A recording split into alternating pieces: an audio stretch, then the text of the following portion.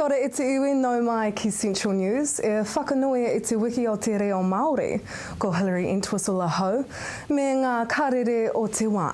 The Smart Growth Strategy has been revised recently, and many public submissions have called for the strategy to include the full well-beings of local government.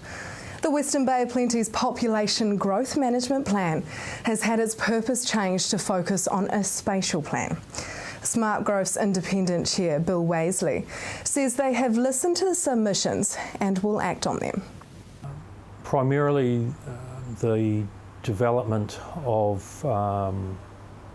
smart growth as a spatial plan and morphing from a very strong focus on growth management to taking a much wider comprehensive view that actually picks up socio-economic, cultural and environmental components.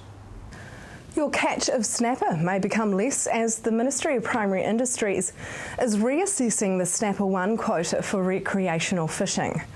Changes to the recreational quota may change from 9 to 5 snapper per bag, and the minimum size requirement may change to 33 centimetres from 27.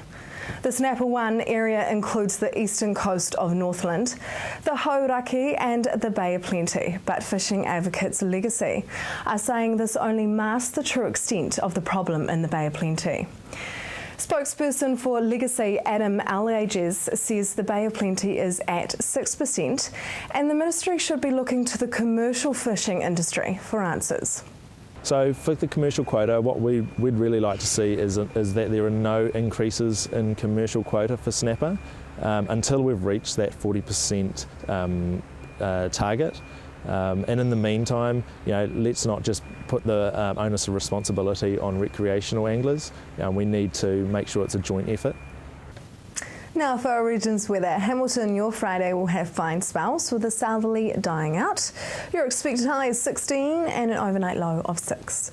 Tauranga, you will have fine spells with a northeasterly dying out. Your expected high is 17 and an overnight low of 11.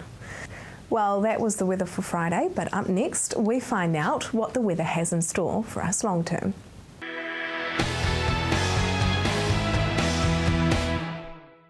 Welcome to Central News on TV Central. Winter is definitely here, but how will the colder months turn out? Well, to find out, Amy Forrest caught up with Ken Ring. Welcome into the studio, Ken. So tell me, for those who don't know, what is the science behind your weather predictions? Okay, well, I'm using what we call a lunar method in that the moon really controls the tides of the world, and of course the main tide is the land tide and the water just floats on the top. But really, when you think of it, the moon's forces go through the air to get to the water. The air and the water are joined, so the air lifts up and down at the same time as the water does, and so there's a tide in the air. Well, that can be measured. It's the same tide as what's at the coast. So I'm just applying tidal cycles for a location to weather data gathered over the years, and I come up with patterns for the weather that are going to repeat. Well, it's all very interesting. So tell me, what will we be seeing for winter this year? Well, it's going to be a pretty wet winter. For May, there's only a couple of days really left of rain. That's about the 25th and the 31st. And then June's going to be quite wet, and July. And I've got the first and the third week in June pretty wet. Those are the wettest. And in July, I've got really rain within 4 days right through to December, actually.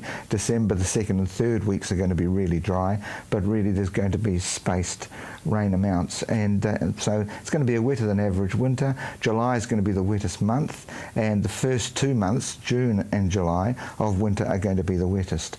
There's a few things to watch out for. For example, in the last week of July, there's going to be an extra high tide, and there's going to be a lot of rain around then as well. So I'm expecting some flooding from Apotiki to Matamata, and in areas that are low-lying. So there's a few things to watch out for.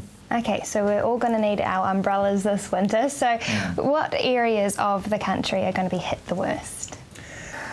Well, the high country, of course, and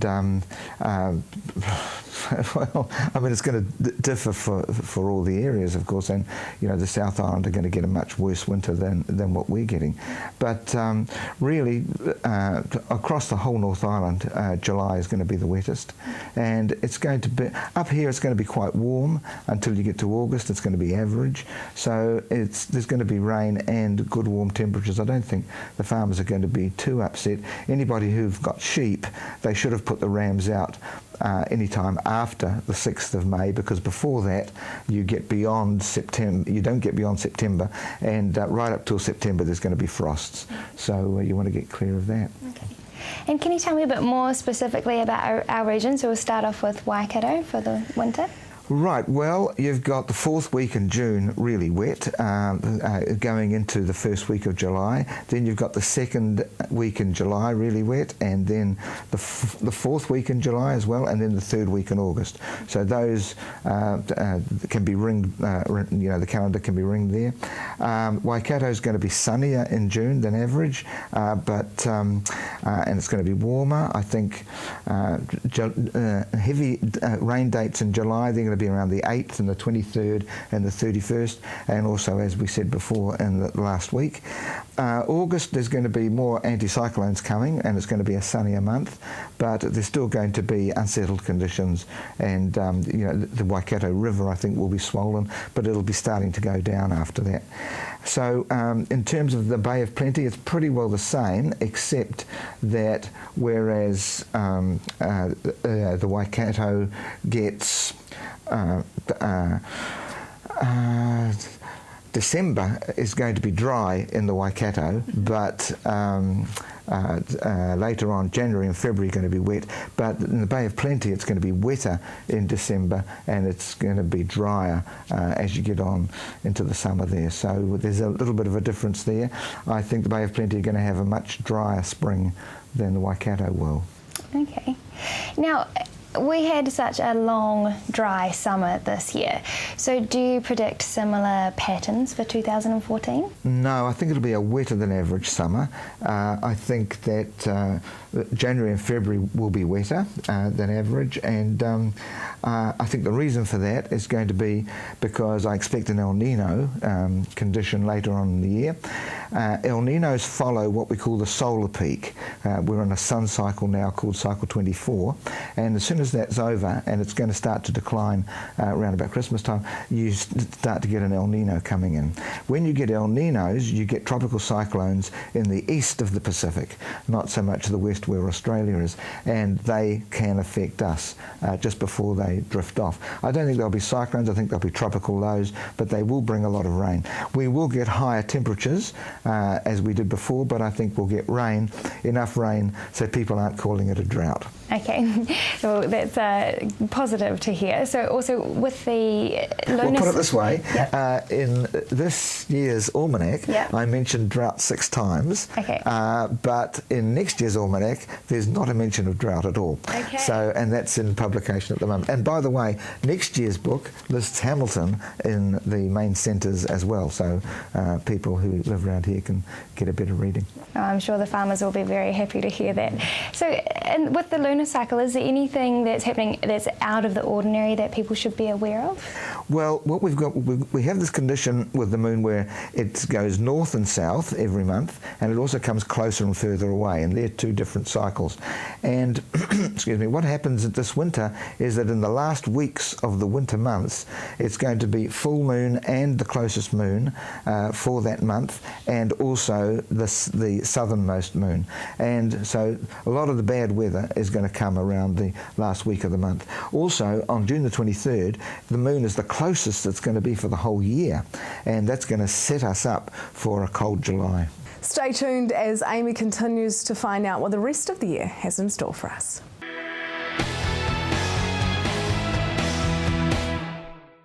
Welcome back. Just before the break, Amy found out what Ken Ring predicts for the rest of winter. Now they discuss how climate change may affect the weather for the rest of the year.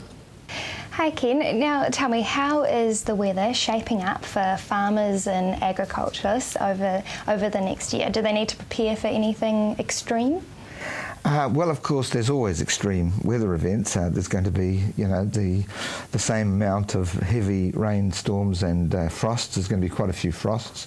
First frosts probably around about now, 19th to the 22nd of May, almost daily in the first and third weeks of June, and July the first week, and then about every 4 days. So you're going to get frosts. In fact, the last frost for the Waikato I've got earmarked for the 17th of November, which is the full moon. So, you are going to get the frost. There's going to get strong winds. There's going to be sort of wind damage in Waikato and Bay of Plenty in the second week of June, and, various other August in the mid-month and places like that. So, yeah, we are going to get extreme weather.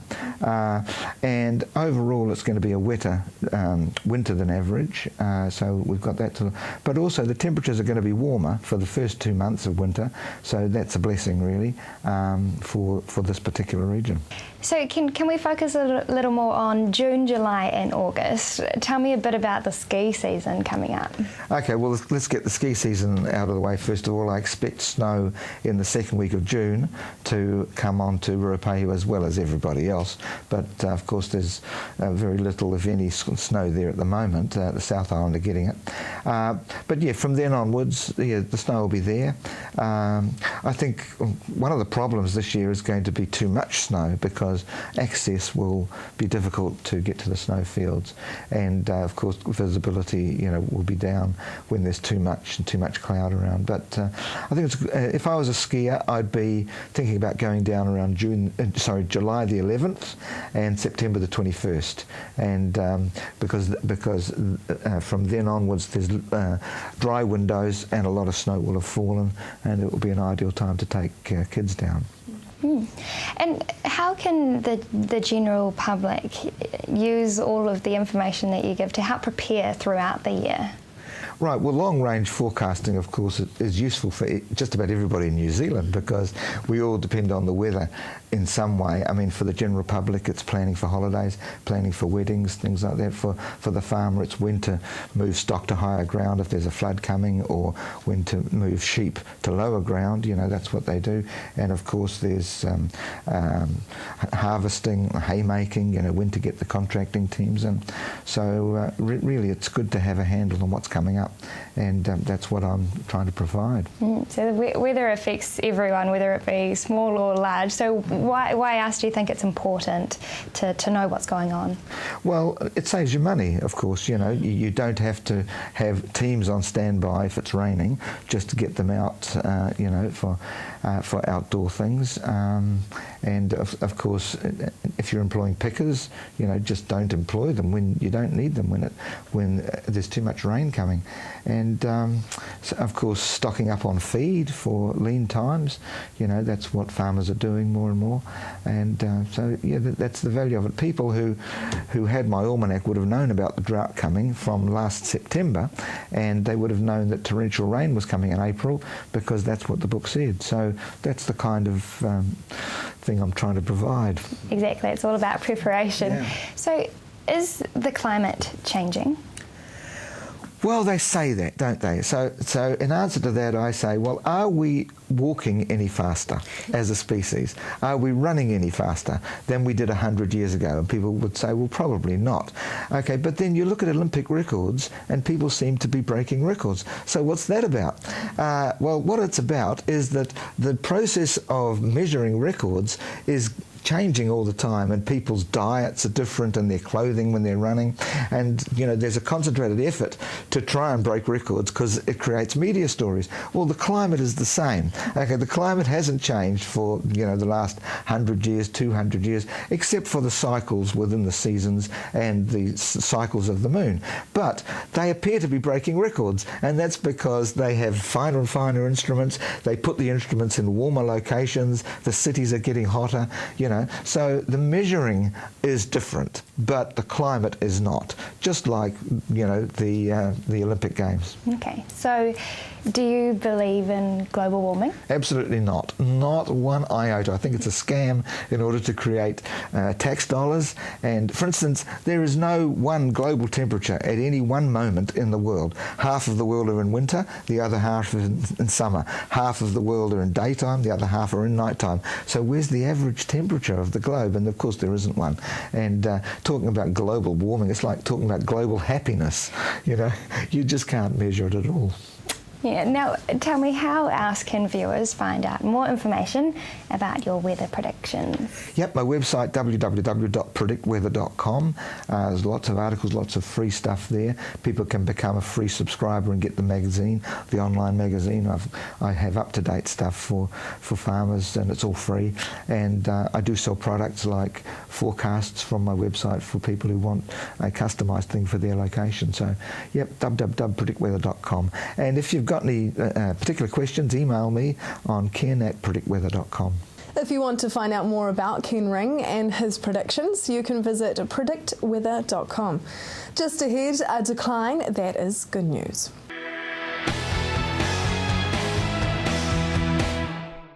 If you have just joined us, welcome to Central News. There has been a continued decline in the number of abortions in the country over the last year. Statistics New Zealand reports there was 14,745 abortions in 2012, which cements a 5-year downtrend. Abortion Law Reform Association of New Zealand says anecdotal evidence about rising use of long-acting reversible contraception, together with today's statistics, suggest these new methods may be helping to reduce unintended pregnancy and abortion. So there has been a decrease in the whole of New Zealand in abortions. Why do you think that is? Well, we like to think that it's because there are fewer unplanned or unwanted pregnancies rather than difficulty accessing abortion. But it's looking a lot like the rise in the use of long-acting reversible contraception, shorthand they're called LARCs, could be really playing a part in that, because those are becoming available. They have been made more available in the last couple of years, and that's when we've started to see quite a sharp downward trend. So what are some forms of those LARCs? I think the one that could be playing a factor in the stats is Jardel, which is an implant. It's like about the size of a matchstick, and it's implanted in the upper arm, and it lasts for, this one I think, around 5 years, though you should check with family planning on the details. And it was funded starting in 2010, and the numbers of prescriptions of it have really gone up a lot. Excuse me. There are a couple of others. There's IUDs. They've been around for a while, but there are some more modern IUDs too, and some of them are funded, some are not. How many of these are subsidised? As I said, the Jardel is, but then there's a newer IUD called Mirena that's not subsidised, and there's also another implant that's not, and those can cost around $300, which is pretty prohibitive for a lot of women. So, you know, one thing Alrans was calling for when we saw the abortion stats come out was an increase in funding of those, because if people do want to see the abortion rate come down, and most people do, for the right reasons of course, then that's, we think, an obvious thing to do, is to make these contraceptives more available, easily available. Do you think that more could be done on education on contraception? Absolutely. I mean, think about some of the public health programs or education programs that we do run, you know, drunk driving, cervical cancer, stop family violence, depression. We don't tend to do anything about contraception, even though people are often saying how upset they are about teen pregnancy rates and abortion rates.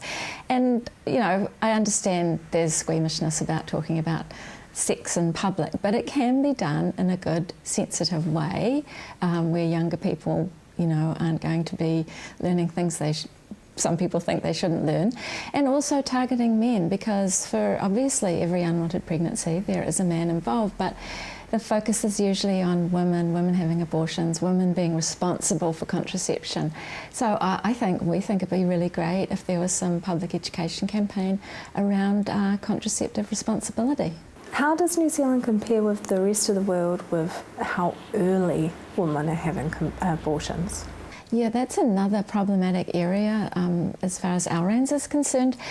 The latest figures, I think, around 55% of abortions were at 9 weeks pregnancy or less.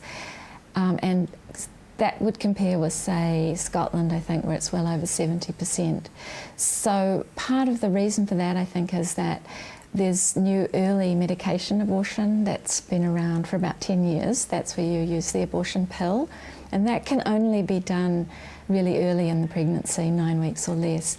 But because of our laws, abortion being criminalised and the fact that you have to be in a licensed facility to take the pills and you have to go through certifying consultants to get approval, it delays everything. So that means it might be too late for you to use this method. And in New Zealand, that only 6% of abortions are using the pill, abortion pill. That's really low. So obviously, if we want abortions to be earlier, if people are going to have abortions, earlier is safer, it's better for the woman. That's one thing we could do, is to have more of the early medication abortions. The amount of young girls having abortions has gone down. I mean, that's a great thing. Yeah. That's good news. I think the stats show around 51, 14 and under year olds. That's down from almost 70, and those numbers are low, thank goodness, but they are dropping, which is a really good thing. So we're really pleased to see that. So what is the situation in the Waikato and the Bay of Plenty? Yeah, there's been some big changes here this year. As you may know, the family planning clinic here in Tauranga, where I'm sitting right now, has started providing early medication abortion, which is, as I said, using the abortion pill. And that's quite a breakthrough, because before that there was no abortion service in the Bay of Plenty District Health Board region. So women had to travel into the Waikato region to Thames Hospital usually, and just for surgical. So we think that's a really positive step. But one thing that's a bit of concern is that in the Waikato region there is no medication abortion available. So you would have to travel to Auckland and have that privately, and that costs around more than $1,000. So it's something that it would be good to see early medication abortion expanded for Waikato women as well as for women in the Bay of Plenty. That is the news for today. We really want you to be involved, so like us on Facebook and let us know your views. If you have news including your own video and photos, go to our website and hit upload. Thanks for joining us. I will be back tomorrow night with more guests from in and around our regions. I'm Hilary Entwistle. Have a lovely evening.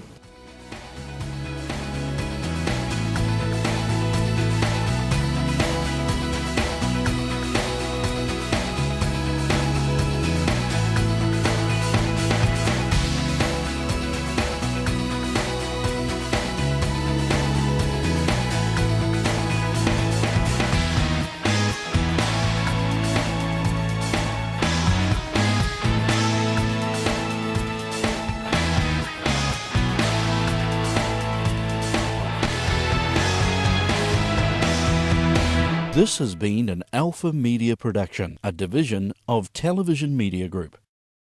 Supporting local content so you can see more of New Zealand on air.